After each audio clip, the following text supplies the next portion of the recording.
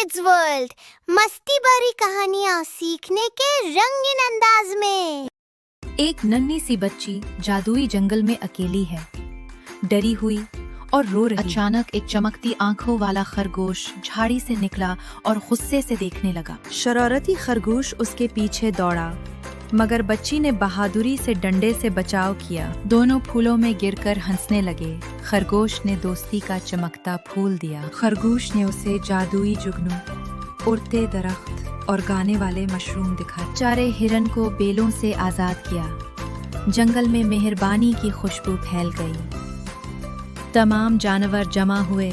खरगोश ने कहा, ये हमारी नई दोस्त है। बच्ची ने बेलों से पुल बनाया ताकि जानवर आसानी से पार जा सकें। फूलों का ताज आसमान से आकर उसके सर पर आ गया।